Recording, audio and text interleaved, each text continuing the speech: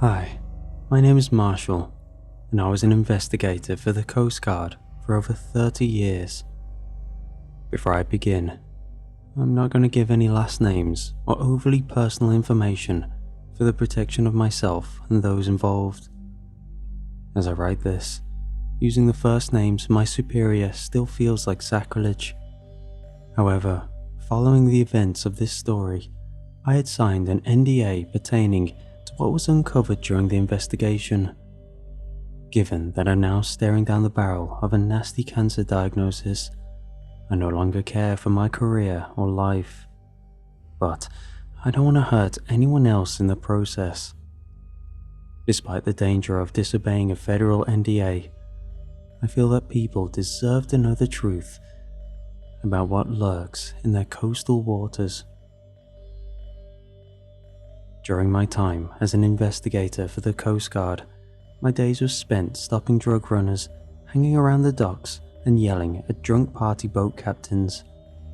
However, every single serviceman or member of law enforcement has a couple of cases which they cannot forget, no matter how desperate they are to do so. The SS Napoli was one of those cases. It was 1997, and I had been an investigator for the Coast Guard for 3 years and was stationed in Portland when my partner John and I got the call. According to our dispatch, there was a small cruise vessel which had veered into a restricted commercial waterway. Having nothing better to do and not wanting to look too lazy around our superiors, we made our way to our small patrol boat, where we were met by one of the senior investigators named Eric. "John, Marshall, you're both late," Eric said as he stood in front of our boat with his arms crossed. "I didn't know this was going to be so serious," John said as we walked towards the boat. "It's always serious," Eric said as he stared daggers at John. "This search has become a high priority and we're just wasting time standing here, so move your asses." After glaring at John for another second, Eric turned around and quickly made his way aboard the boat. "Screw me," John said as he gave me a look of dejection and annoyance. "I was really hoping this would be a quick call." I looked at John and gave him a shrug as I boarded this ship. During my time being stationed in Maine, I had heard from several of my colleagues that Eric had a reputation for being a by-the-books hard-ass. It was his way, or you were just in the way, my friend Pete would tell me. I should have known that once Eric had become involved in the investigation, that this was going to be more than a routine stop. However, even with the knowledge of how Eric conducts his investigations, we were all unprepared for the turn that this case would take. It took us about 20 minutes to get to the site of the SS Napoli. When we got there, we found that she had drifted into a sandbar and had gotten stuck.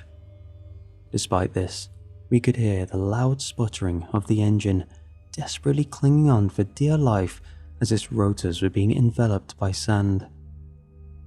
"Hello, this is the US Coast Guard," Eric stated over our boat's PA. "Turn off your engines and come out on top of your deck." We waited for a minute before Eric repeated the message. "This is the US Coast Guard. Turn off your engine and come out or we will board your ship," Eric boomed over the loudspeaker, clearly annoyed at the lack of response.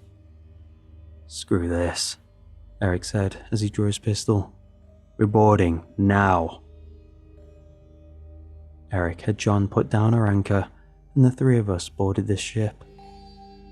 As soon as we stepped aboard, I noticed several piles of clothes neatly folded along the deck's edges. "Maybe they went for a swim," John said sarcastically as he simultaneously avoided looking at Eric. "Enough clowning around. Let's go turn off the engine," Eric said as his words trailed off. John and I both looked in the direction where Eric was staring and saw a limp hand holding a pistol on the ground. "John, get to our boat and call this in," We have one confirmed casualty." Without saying a word, John quickly leapt from the Napoli onto our ship and made his way to the radio. With his gun drawn, Eric motioned for me to follow him, and we quickly breached the helm of the ship. When we got inside, we found the heavily decomposed body of a man in his mid-50s with an exit wound on top of his head. As Eric radioed John to relay the man's information, I stared mindlessly at the back wall of the helm, which had become adorned with the man's dried blood and brain matter. "Marshal!" Eric yelled, snapping me out of my daze. "Sorry, sir," I said as I regained my composure and started searching the pockets of the man's pants for any identification. "It's okay," Eric said in a surprisingly understanding tone. "Let's figure out who this man is and how he got here." Reaching into his left front pocket, I found his wallet and pulled out his ID, which caused a loose photo to fall in the process. "Looks like his name was Wendell Kramer," I said as I handed Eric the man's ID. As I went to put the man's wallet on the table, I saw the small photograph and picked it up. In the picture was Wendell and what appeared to be his wife and 2 older children as they stood in front of the Bellagio in Las Vegas. "Looks like he had a family too," I said as I handed Eric the photograph. "Wife and 2 kids," Eric said as he looked out the open doorway. "How many piles of clothing were there?" "3, sir," John said as he made his way into the helm, stopping just short of the corpse. "Christ, do you think it could have been a murder-suicide situation?" John said as he looked down at the man's body. "I think that I need to see the living quarters of the ship first before I have any theories," Eric said as he walked past John. "John, you're coming with me. Marshal, I want you to see if we missed anything in the helm." "Yes, sir," I said as Eric and John made their way to the deck below. As soon as Eric and John were out of sight, I quickly ran out of the hall and threw up over the side of the ship. During the first 3 years as an investigator, I'd only been part of one other case involving a death, and it had happened earlier the same day. Never before had I ever seen the effects of advanced decomposition on a dead body, nor had I ever smelled the blending of the seawater and advanced rot before. After composing myself, I made my way back into the helm and started searching for any evidence. As I looked back at the wall behind the dead body, I noticed that there had been a small circular glare of light at head level. Turning around, I saw a VHS camera propped up onto a shelf. "Sir, I think I found a camera," I said over the radio as I picked it up and pressed the eject button. "There's a tape inside of it too." "Thank you for the update, Marshal," Eric said. "Come down below and bring the camera with you." Without any hesitation, I put the tape back in the camera and made my way down the stairs to the living quarters. John and Eric were sitting down at a table in a small kitchen. "Did you find anything down here?" I said as I sat next to John and put the camera on the table. "Nothing to give any probable cause, but we did find 4 suitcases belonging to 2 women and 2 men," Eric said as he put 2 new AA batteries into the camera. "We also found batteries," John said as Eric quickly smiled before going back to his cold gaze. "Are we going to watch the tape?" I asked as Eric turned the camera on, causing it to sound its startup jingle. "Of course, it's evidence and we have nothing else to go off of," Eric said as he checked the time on the recording. "Looks like there's about an hour's worth of footage on here." John and I sat in anticipation as Eric put the camera back on the table and hit play on the VHS recorder. The first clip started off with a woman wearing a black and white striped bikini sunbathing on the deck of the ship, while two people could be heard having a splash fight in the water. "Hi everyone," a man said as he zoomed in on the sunbathing woman. "Here is my beautiful and not at all cranky Clara." "Oh, Wendell, stop that," the woman said playfully as she sat up.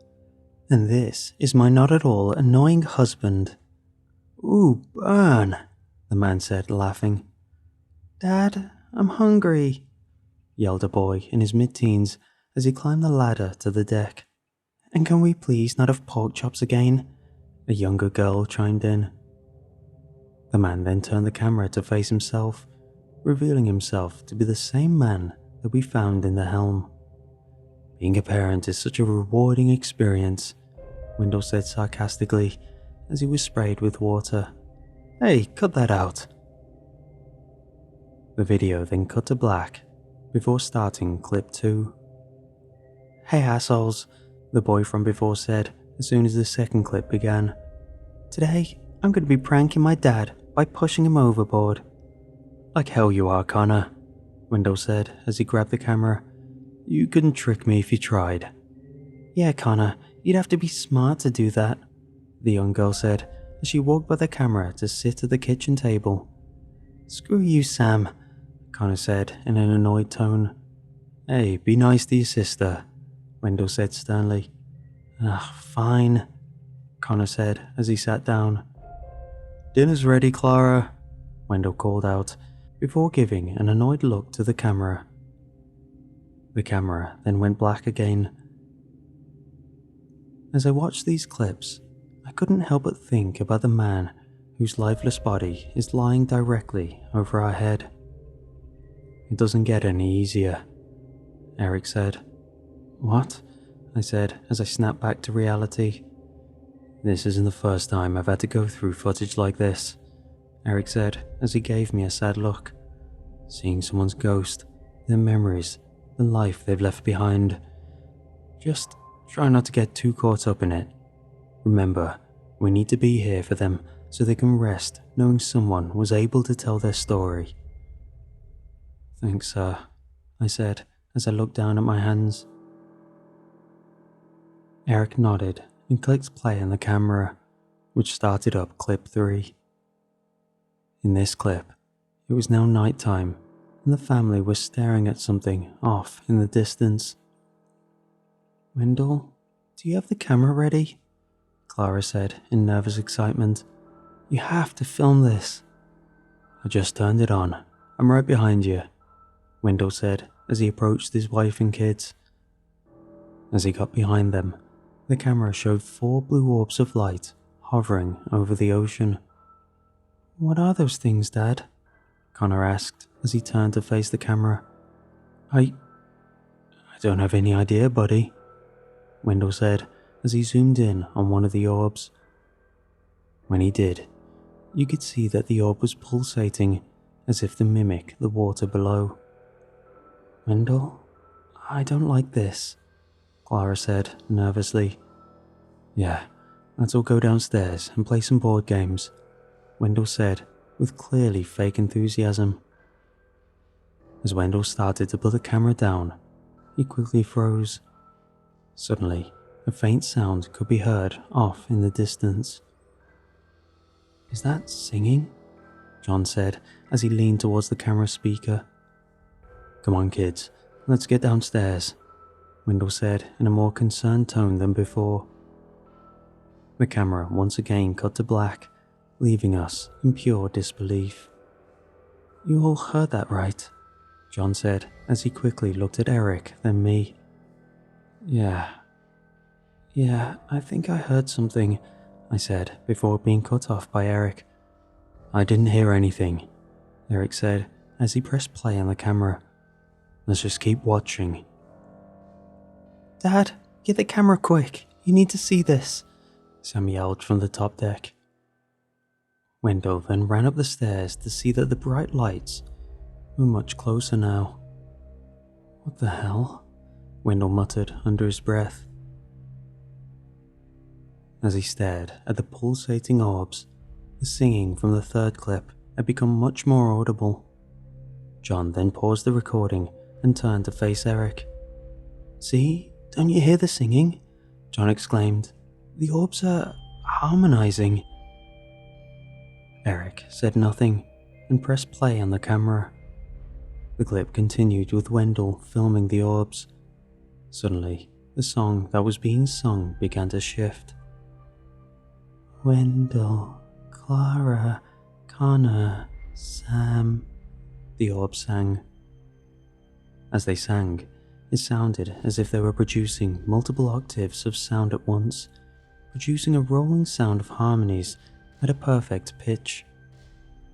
As we listened to the track through the VHS, I felt the hairs on my arm begin to stand up. "Sam, honey, let's go to bed. It's late," Wendell said as he started to walk towards his daughter.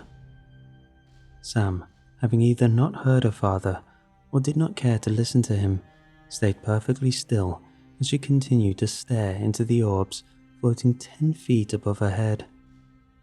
"Sam!" Wendell yelled, snapping Sam out of a daze. "Dad?" Sam muttered groggily.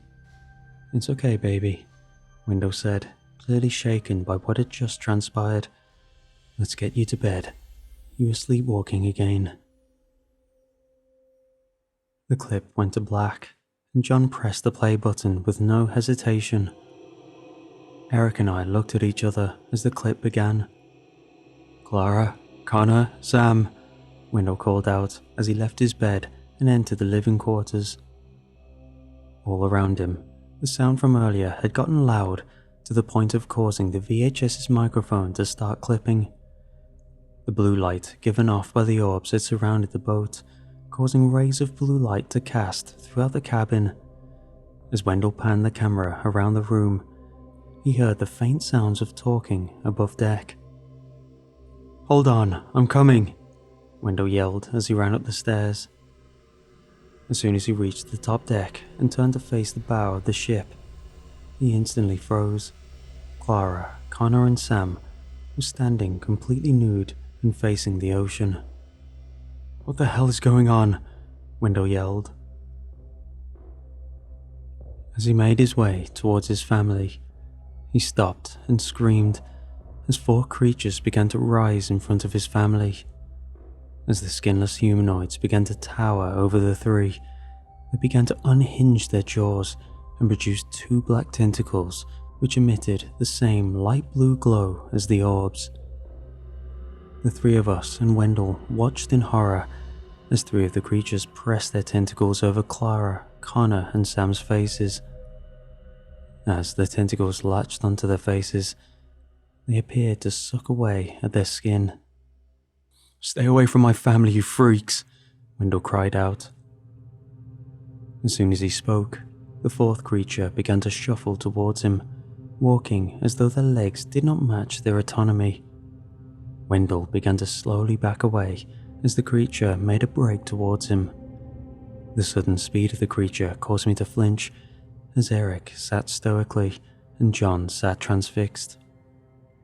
Wendell quickly rushed to the helm and slammed the door shut just as the creature was about to grab him.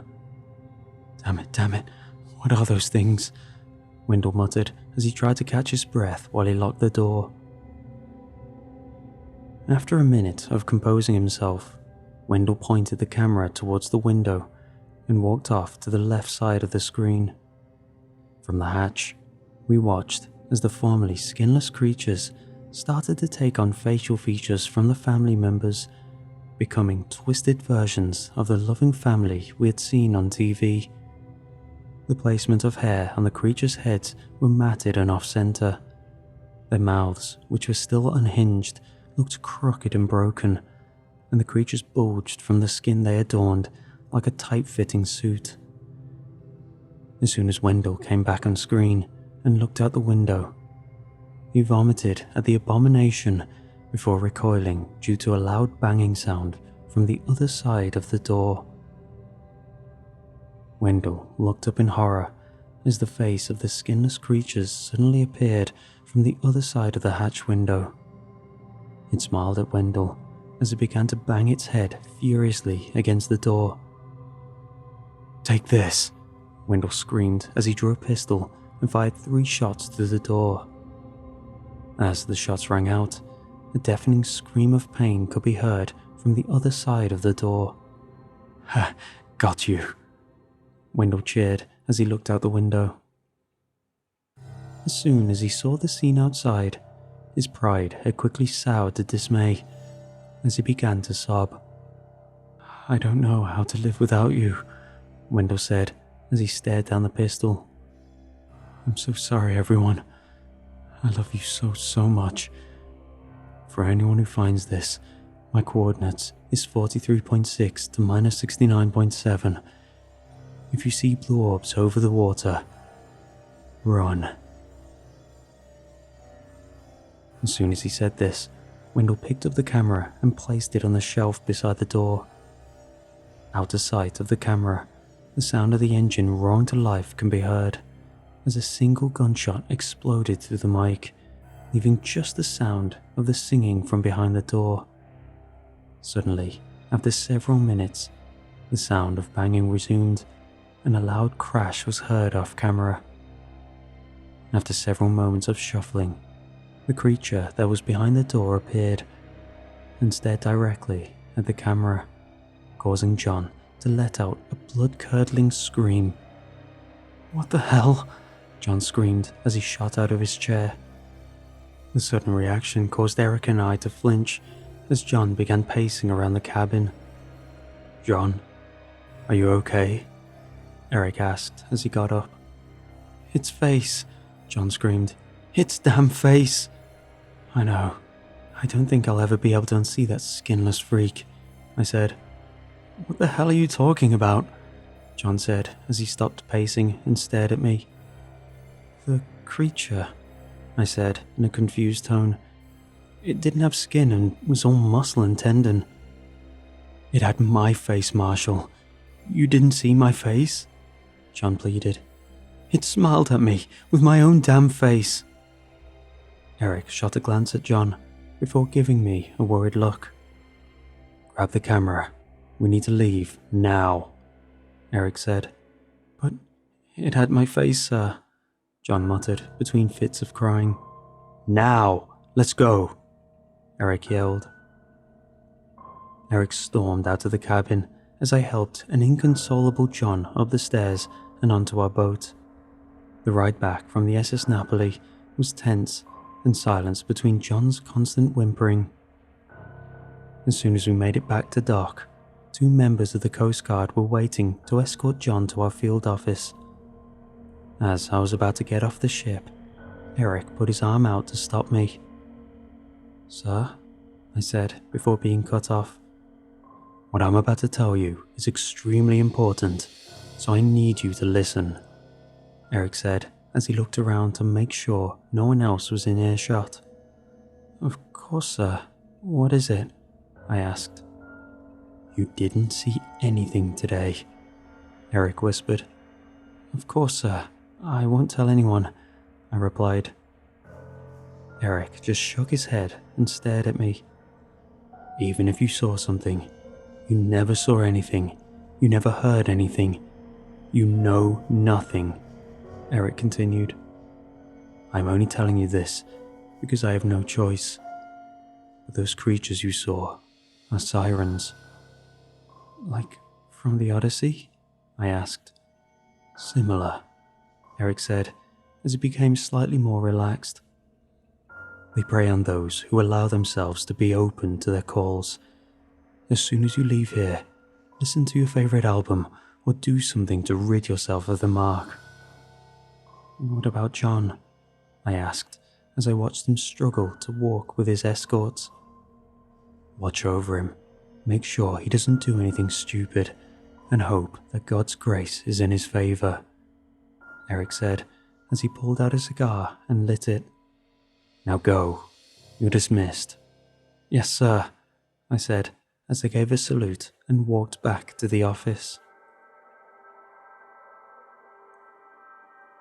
For the next couple of hours, I took Eric's advice and listened to some music, and watched a late-night Celtics game on TV with my friend Pete and some other colleagues. Just as Bruce Bowen missed another 2-point shot, Eric burst into the office. "Where is Marshall?" he yelled. "I'm right here, sir," I said warily, as the guys who were watching the game with me tried to distance themselves. "Follow me, now," he yelled as he slammed the door. I stood in the room, confused for a second, before grabbing my coat and rushing for the door. "Poor guy," Pete said as I rushed out of the room. As soon as I left the office, a marshal was waiting for me, holding an M16. "We have a serious issue, Marshal," Eric said as he handed me the keys to the boat. "What's wrong?" I asked nervously as I eyed the assault rifle. "John stole one of our boats, and I think I know where it's going," Eric said as he began to briskly walk to the boat. "Where is he going?" I asked as I tried to catch up. "The coordinates in that video. He's going back to the site where the incident happened," Eric said as he picked up his pace. "Why would he do that? He was terrified of those things," I asked as we neared the boat. Just as we were about to board the boat, Eric turned to look at me. "Because he never listens, Marshall. He embraced the song, and now they have a hold on him." Eric and I then boarded the ship and sped off into the night towards where Wendell had reported the incident. By the time we arrived near the location, it had been about an hour since we had left the dock. Ahead of us, we saw the footlights of a ship in the distance, and to my horror, a bright blue orb hovering in the sky. "Damn, it might already be too late," Eric said as he turned the safety off the M16. "What's the plan, sir?" I asked as the floodlights came closer. "We save John if we can, and I shoot anything that's not human," Eric said as he pulled earplugs from his pocket and handed them to me. As we approached the side of the boat, I saw John standing on the bow, nude and staring at the sky while the orb above him was singing, just as it had in the video. "John, John, John." "John, what the hell are you doing?" Eric yelled. John didn't respond. "John, if you don't answer me, I'm going to board this boat and haul you off myself," Eric yelled as he prepared to disembark.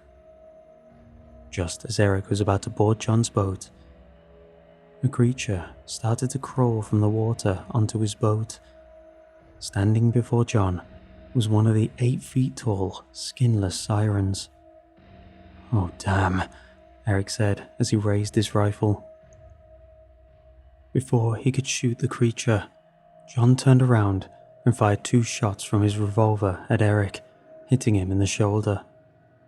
As Eric lay bleeding on the floor of our boat, John turned back towards the creature as its tentacles exploded from its face and latched onto John's skin.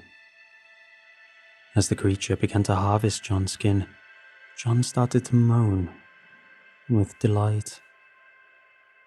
Not wanting to see John consumed, I grabbed a medical kit from the helm of our boat and rushed over to Eric to stabilize his wounds. "Don't worry about me, son," Eric said between gritted teeth. "You need to take that thing out." I nodded and carefully grabbed the M16 from beside Eric. Once I had it in my hands, I quickly spun around and fired several shots at the creature. The creature turned around to look at me, and I saw that half of its face now resembled my partner, John, while the other half still was primarily muscle. It snarled at me, showing off its various rows of different sized teeth. When I was able to see this creature up close, I realized that it looked like it was made of human beings stacked upon each other. Its legs had different joints and knees that did not function. Its hands had tens of fingers that didn't move. Its face had several jaws and mouths of various sizes moving in unison. It was as if it was a Russian nesting doll of flesh and bone. After a moment of staring me down, the creature lunged for me. I quickly sprayed the rest of the magazine into the creature. As I did, thousands of teeth and bone exploded from its face and torso, and the creature fell forward into the sea. Staring back at John, I saw him gasping on the floor of his boat, drenched in blood and missing several layers of muscle and flesh from his face. As he turned to look at me, he smiled before the creature, which I thought I had killed, grabbed him by the legs and dragged him below the surface of the water.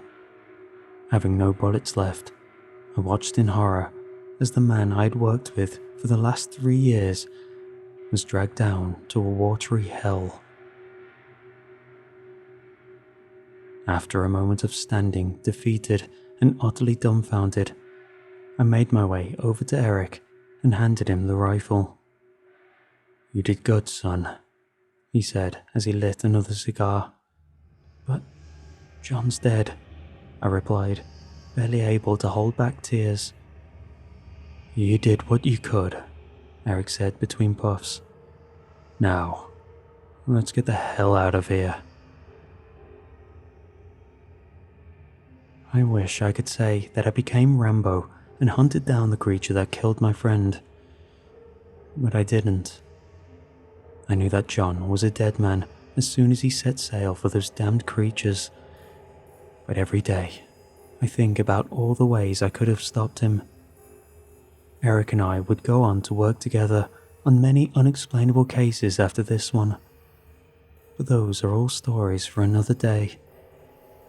For now, as a former Coast Guard investigator, if you see blue orbs in the sky on the open ocean, run like hell, and don't ever listen to their song.